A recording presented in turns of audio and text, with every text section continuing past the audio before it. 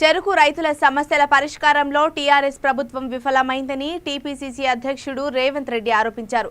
హైదరాబాద్లో ఆయన మీడియాతో మాట్లాడుతూ చెరుకు రైతుల పక్షాన కాంగ్రెస్ పోరాడుతుందన్నారు.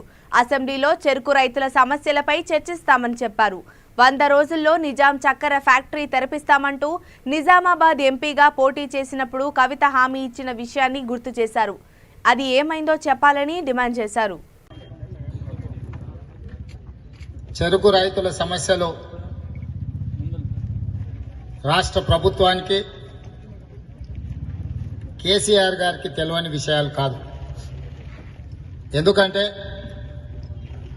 తెలంగాణ రాష్ట్రం ఉన్నప్పుడే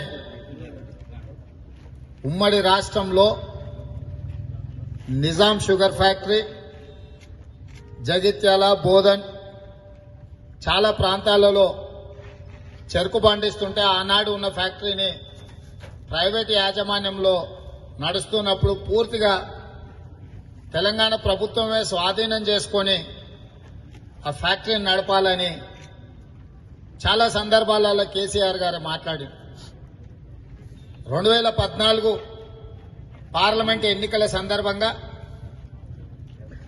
నిజామాబాద్ పార్లమెంట్ సభ్యులు వరి కూడా ఈరోజు రాష్ట్రంలో కొనలేని పరిస్థితి. నేనేమన్నా వేలాది మంది రైతులు కదం దొక్కితే నేను ఆశ్చర్యపోయినా.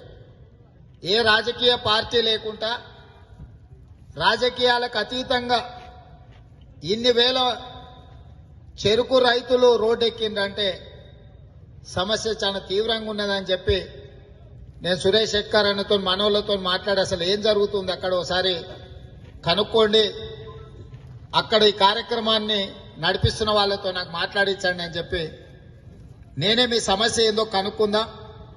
ఎందుకంటే ఈ రోజు నుంచి శాసనసభ సమావేశాలు ప్రారంభమైనాయి కాబట్టి కాంగ్రెస్ పార్టీ తరఫున మీ సమస్యల మీద శాసనసభలో, అదేవిధంగా శాసన మండలిలో మీకు తెలుసు పెద్దలు జీవన్ రెడ్డి గారు, ఆయన రైతే కాదు రైతు సమస్యల మీద సంపూర్ణమైన అవగాహన ఉన్న వ్యక్తి.